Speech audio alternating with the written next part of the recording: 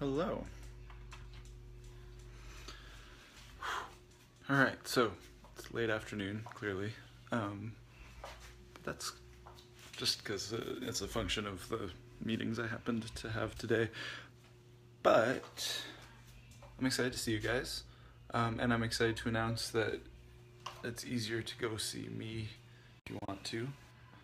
Because we've finally set up the Clickworks Press YouTube channel, and we've got a tidy little playlist called Afternoon Drinks, and you can go check it all out. It's bit.ly, bit.ly/ClickworksYT, that's capital C, capital YT. I'll put the link in the comments section because I couldn't put a link and a live stream on the same post. It's also the post right before this. But anyway, yeah, or just go to YouTube and search for Clickworks Press. It's super exciting because now you can just watch straight through, and it's probably, I'm gonna say 6 hours or so of just me talking in various corners and reading books and stuff. So actually, it'd be pretty cool to start diversifying the content a little bit as well. I might have accidentally just founded Clickworks Studios a little earlier than I meant to. But yeah, so that's good.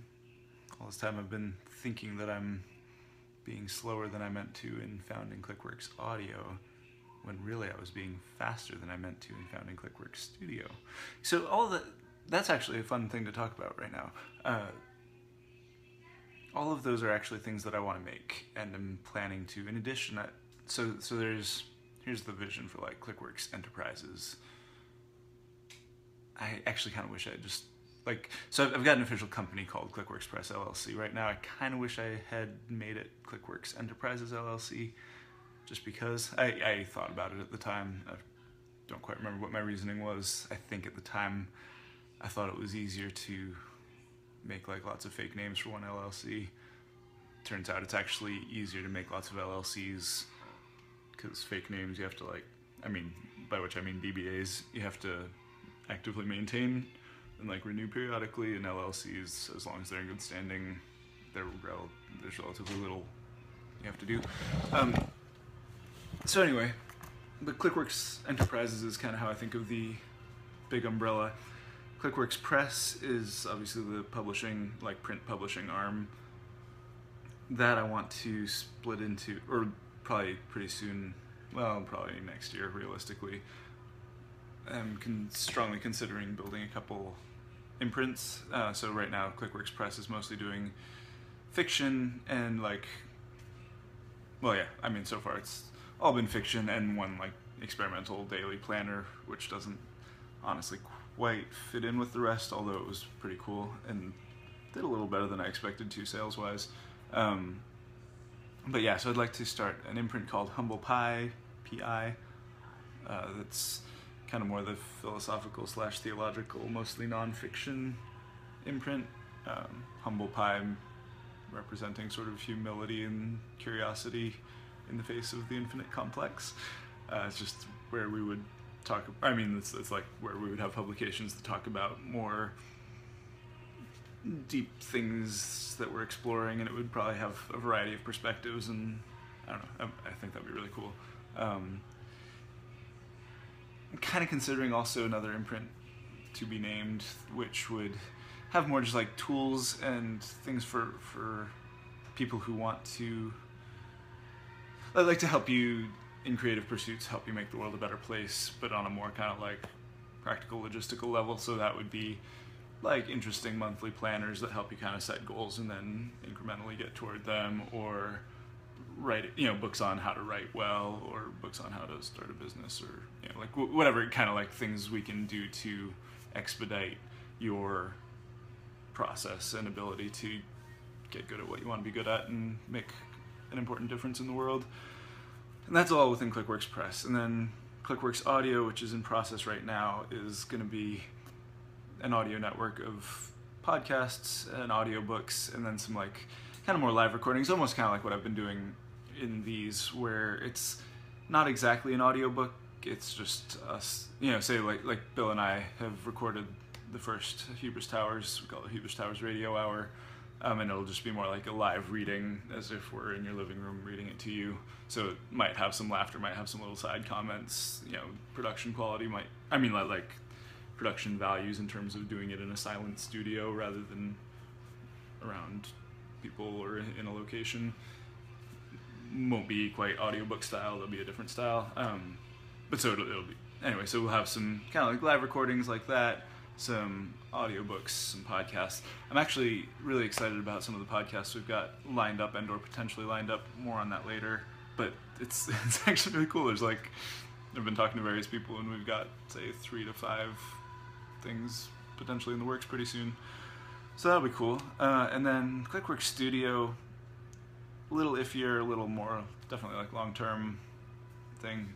But I think it would be really cool to start making actually film or video versions of some of our work, and even, you know, and then making like short films and stuff. That one honestly I could do without, but I think it's a natural extension of what we're doing at Clickworks Press. Because we're like, I'm very intentionally cross-media. Like, I think more in terms of stories than books. Although, like, I'm an author, I mostly care about books. Like, I really like reading, I like listening to audiobooks, I really like writing books. So I'm kind of interested in like trying my hand at screenplays and stuff, but it's not my strong focus. But I think what I care about more fundamentally than just the things that I'm producing is getting out the stories that people are, you know, like getting stories that people are going to love into their hands. So making more great stories available in the world for the people whose lives they're going to change. And nowadays, especially, that more and more obviously includes film and TV kind of stuff. And it's interesting because, I mean, like, there's a little bit of a bias against TV, which is fair. I've realized, like, I've started reading a little bit more again lately. Like, I had just had a period where I guess, I don't know if I was too busy or just too lazy or whatever.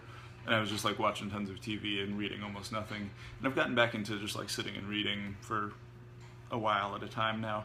And it's a very different experience. And I think it's just because when you're watching TV or movies, it, like, the entertainment is being done to you. And when you're reading, you kind of have to do some of it yourself, like you engage with it in a different way, and it takes a little more effort, if that's the right word.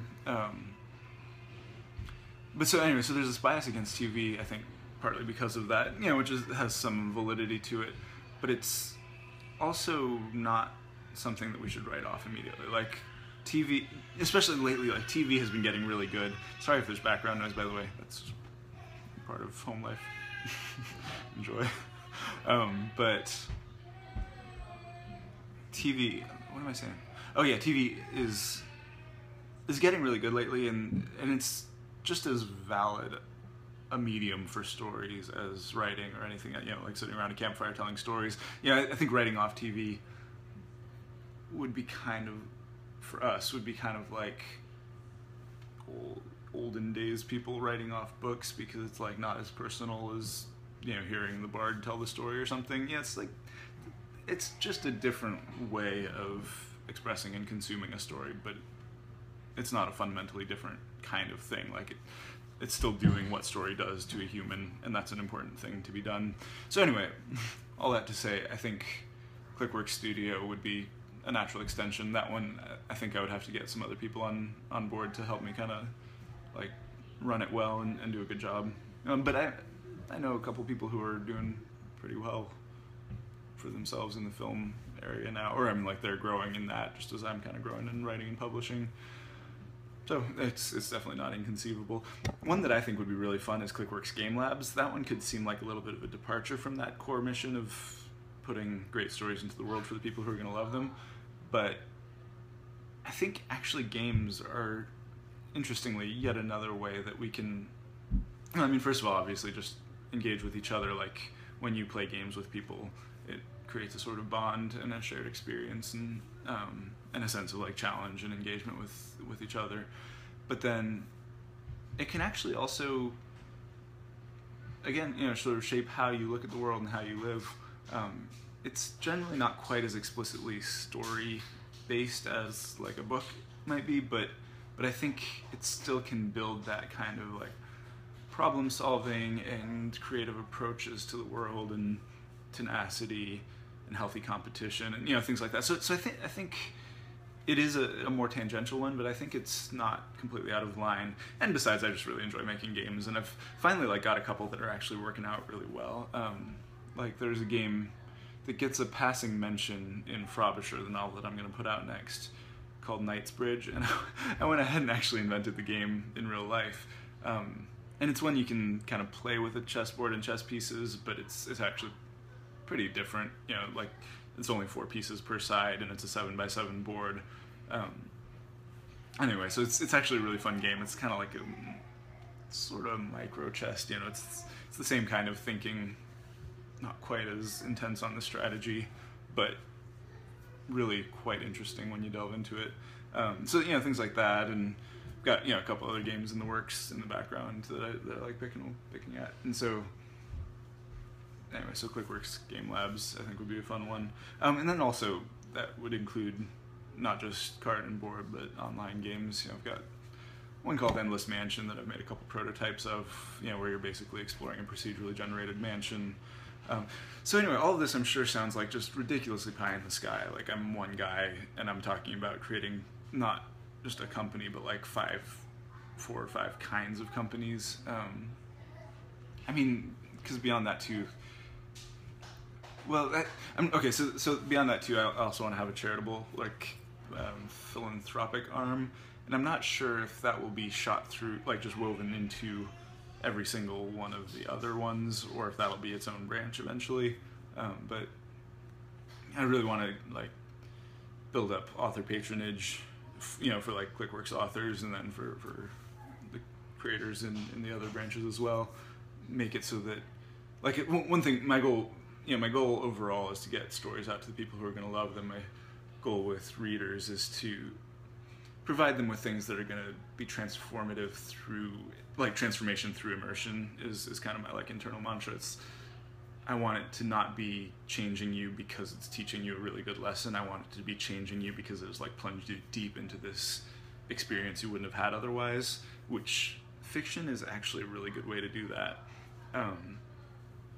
Because it can put you into, like, I mean, okay, so there's a lot of kind of neuroscience behind this, but actually when you read fiction, I mean, especially when you get immersed in fiction, you like something mirror neurons, but basically it's as if you're experiencing it yourself.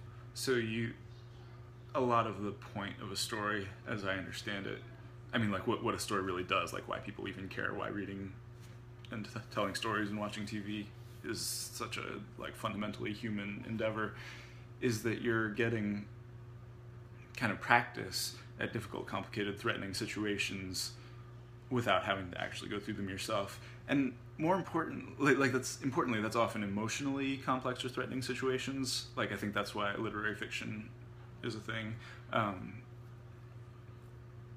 so it's like, you're either seeing, okay, like how there's this kind of like nagging need in the back of our minds to figure out, how would I handle it if my whole life fell apart? How would I handle it if I was the last person on earth? How would I handle it if the person I love left me? Like, how would I handle it if my parents died suddenly and I had to, like, figure out life on my own? Whatever the thing is, it's like we each have our own pressing questions. We may not even consciously realize them, but then when we read a story where someone else has to go through something like that, whether it's like external threats or internal emotional threats, or better yet, a combination of both, it helps us work through that and practice it on our own, and get a sense of, like, how one could navigate that kind of thing. So anyway, my goal for readers is to provide you an opportunity to be changed and to, like, have a better life and more confidence in how you approach the world and more clarity in how you see the world by immersing you in these intense fictional experiences that let you kind of walk it out with someone without having to have experienced it yourself. So anyway, so all that, again, probably sounds kind of pie in the sky, but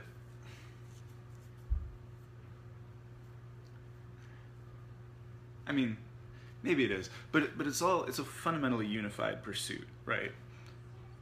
And I'm lucky in that I know people who are really good at what they do. So I've already got some great authors. I've got some great podcasters lined up pretty soon. And I think, like as we continue to create high quality stuff, as people continue to find it, it's like we're expanding the area where lightning can strike. So like right now, say it's just me, I'm an author, I've put out one book. Okay, now I've put out, there we go. Now I've put out 2 books, now I've put out 3 books, and lightning strikes, people get discovered all over the place. But that's not likely to happen to me. Like I've got this tiny little exposure, and even if it's really good, okay, so now let's make it a little bigger, because it's like really super good 3 books.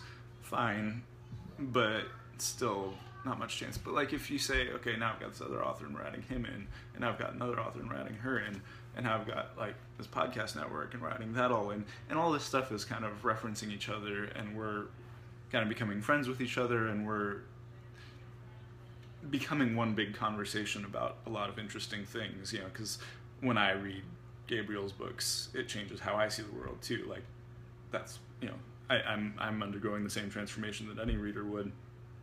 And so then that affects my writing, and all this becomes this like interwoven bundle, and so soon now we're like this big, and all this lightning is striking everywhere, and then it hits here. Like, someone's book makes it really big. And since it's kind of wound together with all this other stuff, now that gives everybody a lift. And then, and that blows it up even bigger, and now lightning strikes again. And, whether it is one person becoming a crazy overnight success and kind of rising the tide for everybody, or whether it's just each one of us doing consistent workmanlike work over time, we're continually improving our own chances and everybody else in the company's chances of getting noticed and loved. So I think it's really just, it's going to be a matter of time and of persistence, of, as I've talked about before, getting really good processes in place. Because again, like right now, honestly, everything is like I'm doing a lot of it myself, and it's a little slow and it's a little like junky, and I'm kind of figuring it out as I go. But every time I figure something out, I write it down, and I look, and then next time I have to do it, I can just look at where I wrote it, and so I can spend that energy instead of like figuring it out again every month. I just spend that energy figuring out a new thing, and then I write that one down, and then I figure out a new thing, and then I write that one down, and then I do the old thing, but I figure out a slightly better way to do it, and I write that down. And so, so it's like the more you can get better, or we're getting more better faster, more in, how should I put this? We're improving at an increasing, like accelerating rate. So we're getting more and more better, more and more quickly. So that's what I'm going for. I think it's ambitious. I'm aware it might not happen, but I think that given just the circumstances and abilities that are available to me and the people that are becoming involved, I think it's more likely to be a matter of time before we make it at least big enough that some of us can be making a living off of it. Whether all of us become super famous, crazy, wealthy, whatever, is not so much the point. Like, that'd be fun. I would not mind being independently wealthy, although I've been thinking about that too, and it seems like it would actually be kind of complicated, and I have enough difficulty like making sense of just being a modern American with a stable job on the so like that alone feels to me like it puts me so far above most of the people in the world and in history that I don't know how to come to grips with it, that if I were truly like ridiculously, fabulously wealthy, I think it would be an emotionally complicated thing for me. But also it would be an opportunity to do a lot of good, and I'm happy to, I'd be willing to figure that out. Like, that's what prayer and community are for, is to help you figure out what to do with complicated situations. So, ambitious start to the week. Let me grab the book. I'll be right back.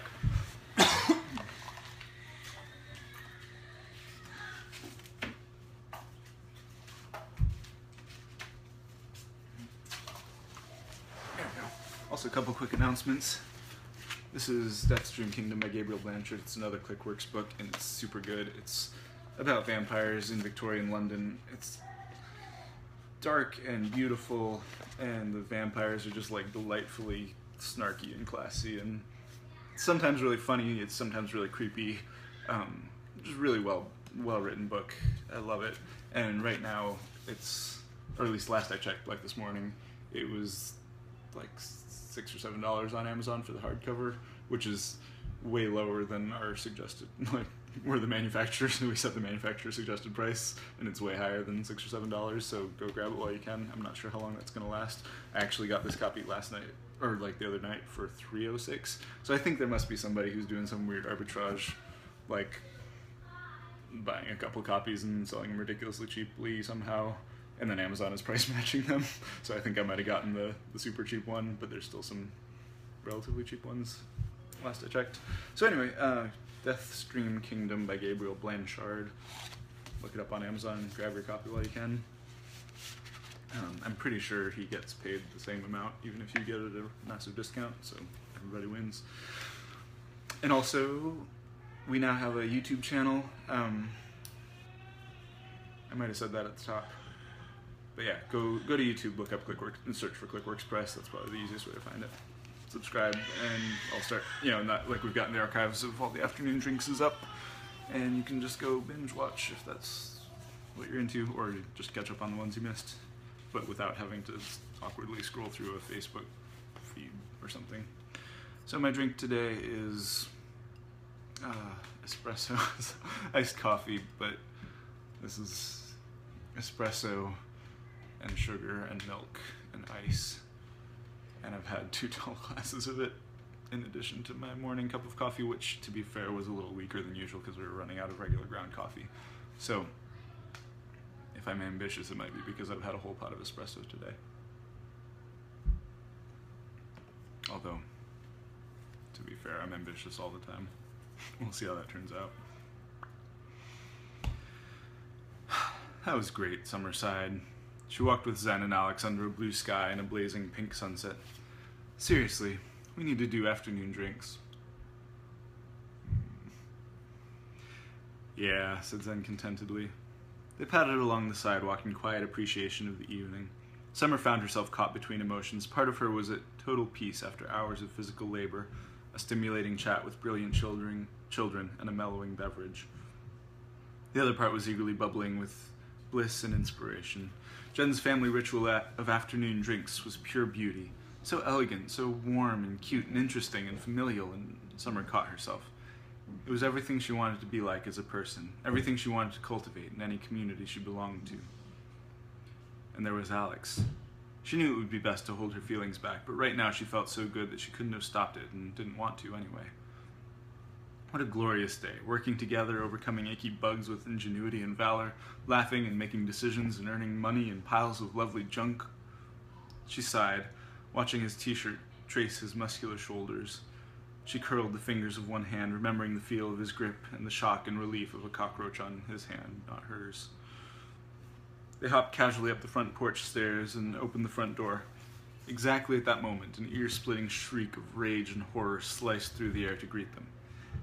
What the? Alex sprang forward, running to the back of the house. A stream of passionately creative cursing and pure sushi poured from the sunroom. Zen and Summer traded a worried glance before running after Alex. They tumbled into the darkening room of glass and paint fumes. Barnacled whelp of a sea hag! Blasted, filthy, spittoon-drenched abomination of the nether ice caves, the rage of Manhattan at rush hour to blast you, the fiery, dark, prickly stingers of... What's wrong? Summer gasped. Otto sat quivering in wide-eyed silence on one of the petite garden chairs. Grah! Squealed Sushi. This pestilence fell on my painting! Grah! Summer saw a damp spot on the floor containing a fine mash of some sort and a couple scattered cockroach legs. Cockroach? She asked. Sushi whirled at her, her wet paintbrush dangling dangerously close to Summer's shirt. Don't say that word! Don't say it! Why is this house not clean? Why have we not made a home of our new so-called bug-infested, filthy death hive of a house? Zen plucked the paintbrush from her hand unnoticed. Alex snatched Sushi's shoulders and shook her once, firmly. Stop it. Calm down. At this, Sushi turned even redder, and for a moment it looked like she was going to scream in his face, or maybe do something deadly with her eyeballs. She inhaled longer than she should have been able to. After a long, quivering moment, though, she merely shook herself free from his grip and stood there, huffing out clouds of rage through her nose. "What's the problem?" Alex asked sharply. Otto began in a broken voice. "I just came up to—" "Quiet!" snapped Sushi. Otto flinched. His eyes flickered, and he began rocking slightly on his chair, lips muttering. Sushi went on without even glancing at him. "Why isn't this house clean? What are we waiting for?" Alex threw up his hands.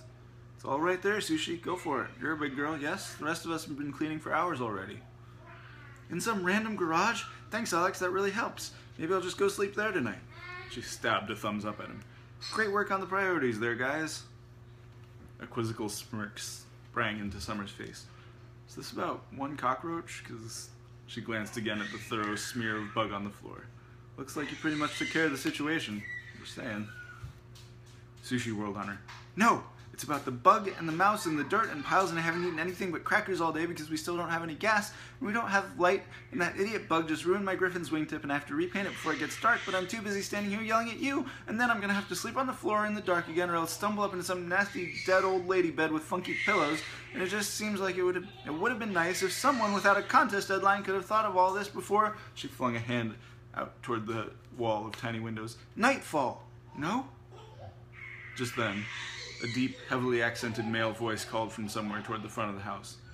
"Is anybody home?" Alright, I'm not sure what's going on upstairs, but I think that's the laughter of small children, so I'll take that as a good sign. Anyway,